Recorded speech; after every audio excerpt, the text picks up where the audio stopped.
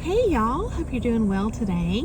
So in today's message, I'm going to share with you a rabbit hole that I went down this morning, and hopefully just reinforce some things that will hopefully help you to see your very challenging, very stressful experiences through a different light, and just to give you some new perspective.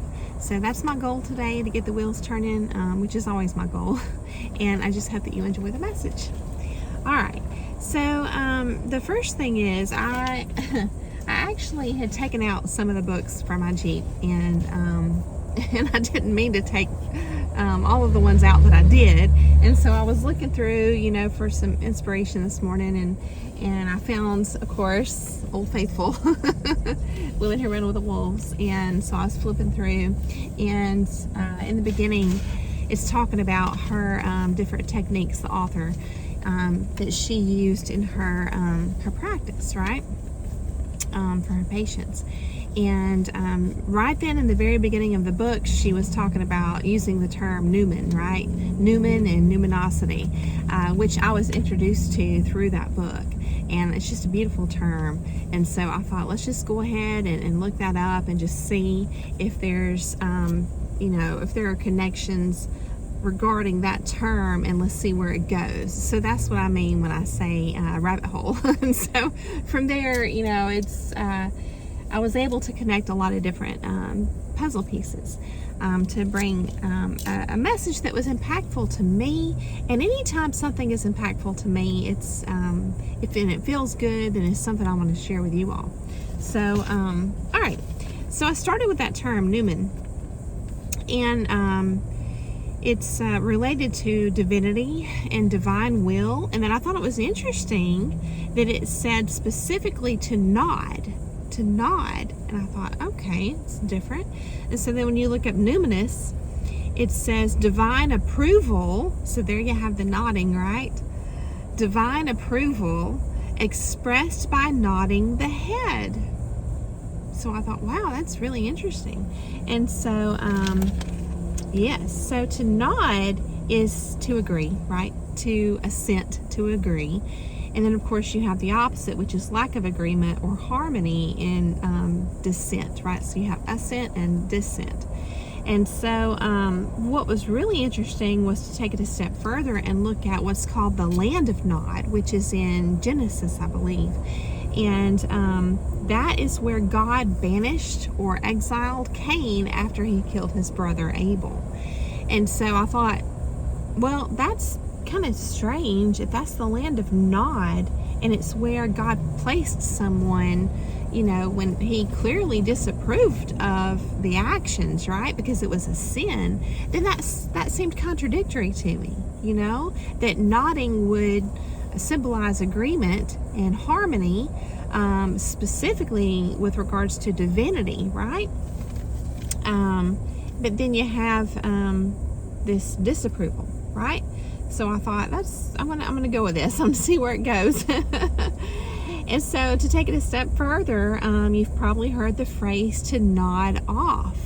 And so to nod off means to go to sleep. So the land of Nod is also, it references specifically a myth, the land of myth, the mythical land of sleep.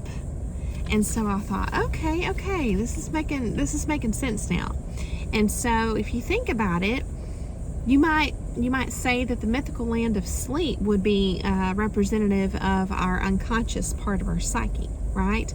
And a lot of times that's where sin comes from, right? Because we don't know any better. And what should happen is that when we do something wrong, we experience a consequence, right? That's meant to shake us up. That's meant to shake us awake out of that unconscious state so that we can do better. It's that whole phrase, when you know better, you do better, And I think from a lot of us, I would say most of us, but I don't know the percentage, but it feels like that's the intended design our human experience here, that when, we should all desire to do better when we know better. But here's where you have something that just doesn't fit what feels like common sense. You have something that's contrary, no matter what, just resistant to this natural flow of learning and from our mistakes and growing and doing better and becoming a better person. So you have this spirit that is contrary to that. And so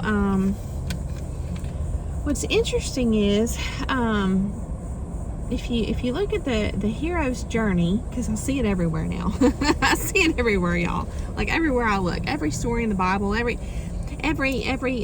movie plot, I see it everywhere.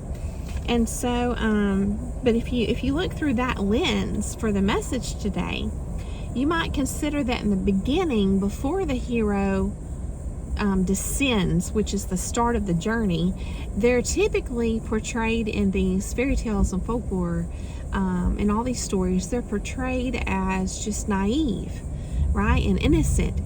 You may say ignorant or unconscious, right? So that's the beginning stage of, you might say, the spiritual evolution, right? The soul's evolution or growth. It's like starting off just unaware, right? Before eating the apple, right? In the garden.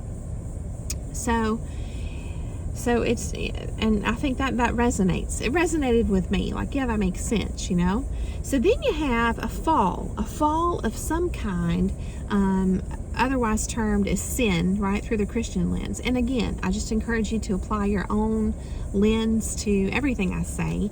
And you certainly don't have to adopt my same beliefs by any means. But I just hope to present the material in a way that is still beneficial, no matter what your beliefs are. Okay, so I want to put that out there if you're new to my channel. But so this seems to be the next stage. And in these stories, these fairy tales, a lot of times this fall is represented by this major mistake. And typically it happens because there's some kind of temptation, or there's something to lure the hero, the main character, out of that state of unconsciousness, right? Or away from their home or their place of safety or whatever's familiar to them. They are lured away from that base foundation state, and tempted, and they soon realize that they're in a mess. They're entangled with a lot of chaos, essentially. And so at that point, that's what starts the journey. And so there's a lot of struggles along the way. There's revelations. There's typically a spirit guide that joins them pretty quick along the path. And I would propose that they were really never alone, but that perceptually they were alone. They felt like they were alone, right? And that's just part of being unaware. Part of still trying to shake off that unconscious state when we head off on the descent, on the journey, because we made a mistake, right? Because we fell from our unconscious state. So at some point early on in these stories, all of them, they all seem to share almost identical details. They learn that there's a spirit guide, or they meet their spirit guide, right, on the path. So you might term this start of the descent as the exile. So I'm thinking again of that land of Nod, where God exiled Cain to, right? So what's interesting here is I think that for the fall away, for the beginning of the descent to be impactful, to actually have a chance at changing a person for the better, it has to be acknowledged. The fall itself, the mistake itself, the sin, whatever you want to call it, has to be acknowledged first, that it was a mistake. And I truly believe that's key, right?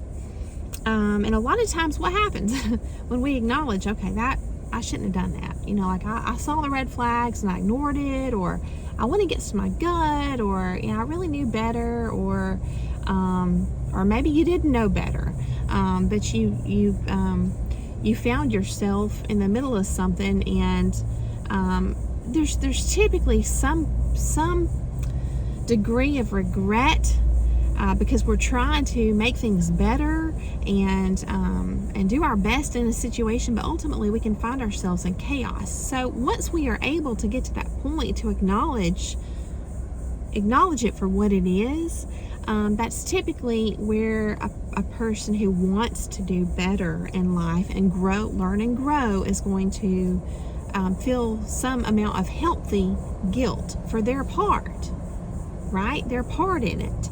Doesn't mean they're responsible for the whole thing that they experienced, but just their part in it. Even if it means, like I said, acknowledging, like, okay, if I'm getting real with myself, in my gut, it felt wrong, but I pushed it anyway, or whatever it was. So typically, right hand in hand with this comes repentance, right? Feeling sorry for what you did, and like to the good Lord, and just so but there has to be an acknowledgement that there was sin committed in some way, shape, or form. There was a mistake. Otherwise, if this isn't acknowledged, I don't even mean like publicly, externally, but just within one's own self, if this doesn't happen, then a person is still unconscious, right?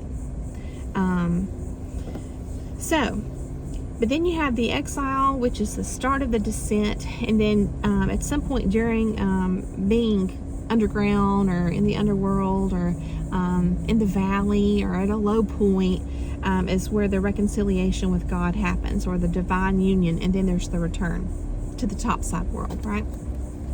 So we see that the fall serves a purpose. Okay, so now I'm trying to reconcile in my mind about this whole a Nod being symbolic of agreement, and yet the land of Nod is where God banished Cain because there was disapproval of his actions, right?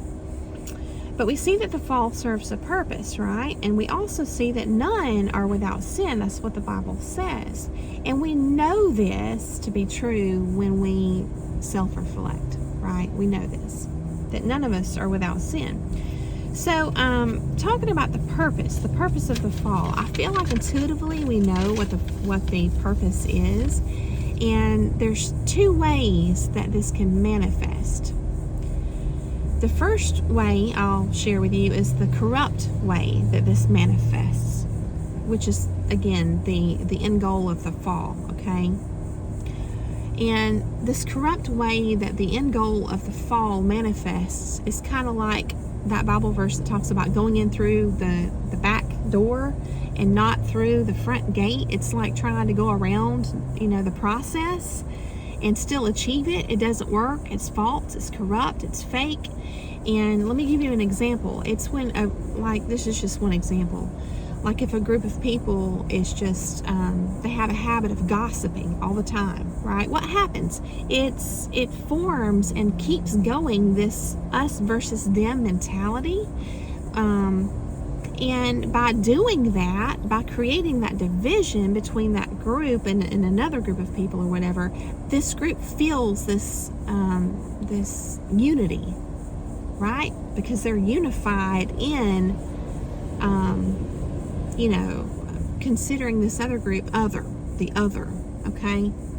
But that's not true unity. You see what I'm saying? It's like a quick way, but it's corrupt and false. Then you have the right and the healthy way, which is denial of self or ego, meaning that we are truly unified. We truly experience real unity in the spirit, right? So, the common denominator here is unity, is the goal of unity. But you can clearly see the right way to go about it and the wrong way to go about it. So, we can experience unification through ego or through spirit, but one is rooted in selfish motives and one is rooted in love. Very different. So here we have the truth revealed. Okay, anything, when I say the truth revealed, here's what I mean. Like this group over here that was my example that gossips a lot, they literally may even advertise or tout, or however you want to say it, that they are all about, peace, love, and light and unity and all this stuff, but their actions, their fruits are rotten. They speak otherwise, right? So anything rooted in selfish motives cannot produce unity. Wanting unity from the ego's stance is still a selfish motive. It's not going to produce true unity. It's a falsehood. And so the fact is, love is a requirement for unity. And I don't believe that love and ego can coexist. So this, if you think about it, this is why someone who's operating, in this falsehood, even fooling themselves maybe, that they truly are all about unity. This is why more and more and more chaos and drama is produced trying to experience unity, because it's through the ego. It's done through the ego. So it's like this perpetual cycle of division. It's like a curse that these people are caught up in, right? Because the ego is equivalent to individualization, which that in itself can't be unified. If you're holding on tight to this individualization, well, that's the essence of division right there. So, and in fact, I did look up the definition of ego. I will. So I pulled up Merriam-Webster online, and the definition of ego is the self, especially as contrasted with another self or the world. So there you go. There's a reason why, these psychology professionals are all in agreement with that term, ego. I mean, it's completely makes sense, right? So if you think about it, resistance, resentment, even division, all that is a requirement to help the ego stay alive, to keep the ego alive, right? There must be an other. There has to be an other to keep that ego thriving and healthy, right? So again, the self, especially as contrasted with another self or the world. So what's interesting, when we understand the issues that people have sometimes, right? People can sometimes struggle to find their way in the world because it's like their ego is never formed. And this can happen a lot of times in families where there was heavy enmeshment, where there weren't really any boundaries. Nobody knew where they stopped and the other started. And so it's like the ego just really never formed. And so this is where we start looking at all of this like zoomed out from this higher perspective, like bird's eye view, like understanding how all of it plays into this grand design, God's design for our experience, right? For this ultimate purpose. So when a person never really forms an ego, we understand that healthy ego development is actually crucial. Even if it is the I don't know what you call it, it's anti to spirit, right? So why is this? Why is ego crucial if it's bad? If you think about it, you might think of it like it's, the ego is what is offered or sacrificed, right? It's what we have to lay down or trade in for our place in the one unifying spirit. It's like this offering has to be a thing to be laid down. You see what I'm saying? So it's interesting, if you look at Luke chapter 9 verse 23, it says, "If any will come after me, let him deny himself and take up his cross daily and follow me." So a person first has to have this self, and you might call this the age of accountability, right? It's where a person has come to the point of understanding who they are, the good, the bad, the ugly, everything about themselves, right? And it's different. It's a different point for each of us, because there has to be sufficient life experiences so that a person can experience that contrast of self with, other selves out in the world to know who they are. That has to happen first to be able to have something to lay down, right, for the process of unification, the true unification, right? So when our soul is on this journey, seeking true unity in the Holy Spirit, and we are entangled with someone who, for whatever reason, is just hanging on to their ego for dear life, you're going to find yourself incompatible. You're incompatible because you're on different paths. If you think about it, it's like, you can't just pull them over into your lane, or you jump over into their lane, and maybe temporarily, but it's not going to work. You're on different journeys in life, and so it just kind of clarified some things for me to see everything through this lens this morning. I just wanted to share it with you. So again, the ego, it always needs an other, okay, to remain relevant. So there are people who are just not going to let it go, okay. They're just not. And so Matthew chapter 16 verse 25 says, "For whoever wants to save their life will lose it. But whoever loses their life for me will find it." So he's not talking about losing your life like death. Not even spiritual death, but an ego death. That's what I believe is meant here by losing your life, right? Even in the previous verse I shared where it was talking about the self, it's if you look up the definition of ego, it's talking about the self, the little s self, right? Not the big capital S self, which is sometimes in esoteric books, it's referencing, the higher self, the one that is a part of something greater, the divine, the one who is operating with the Holy Spirit inside, right? Okay, so yes, so an ego death, you might look at it like the loss of the individual part of you, the selfish, the divisive part of you, right? So what's important, I feel like, is to remember that the devil is always sneaky, always. So when your eyes are opened, right, we can see the absolute contradiction in people with a strong ego seeking unity, because they're seeking it in like anger, and like trying to assert their like dominance, like dominating stances. It's just this it's not a unifying spirit. You can see it in them, right, in their fruits. So but at their core, I feel like at everyone's core, deep down, it's like we all know that unity is the end goal, and but some people, like I said, just won't surrender. So it just reminds me again of that book I used to have, and I don't know what happened to it. There's been a lot of things that were very special to me that I don't know what happened to them, but there was a book called The Droplet in the Sea by Lisa Lindemann, and I don't think it's in publication anymore. It's just a really simple, small book, but it was very impactful. And she actually used to have a little slideshow video set to music that was really cool to watch, and I can't find that anymore either.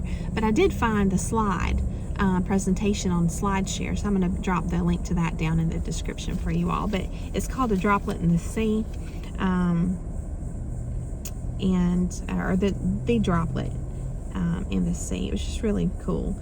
So it's all about surrender. It's all about losing self, little self, to become part of something bigger. But then the droplet realizes that it really never lost itself, because that was the true self, right? Not the false self. It's just beautiful. It's just a real simple little cartoonified story to illustrate a very profound and meaningful insight, right?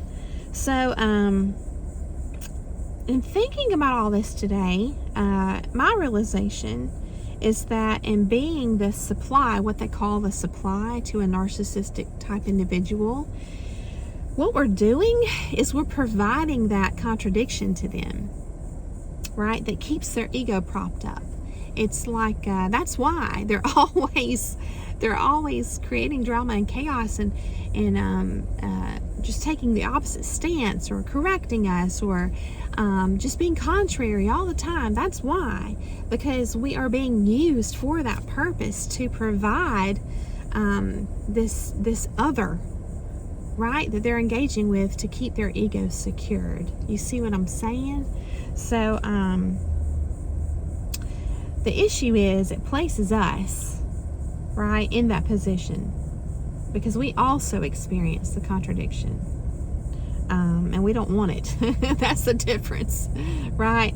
So, which is why, if you can't exit a situation like that, you just, you want to look at gray rocking and how critical that is. Okay. So, yes. I'm looking at my notes and they don't make sense. Okay. Yes. So here we see why it kind of clicked with me.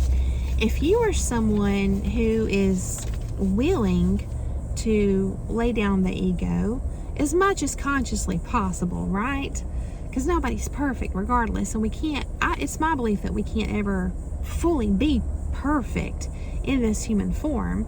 But if you're the kind of person who is just truly wanting to learn and grow and to experience unity as much as possible in this experience, then what I come to realize is you're going to be,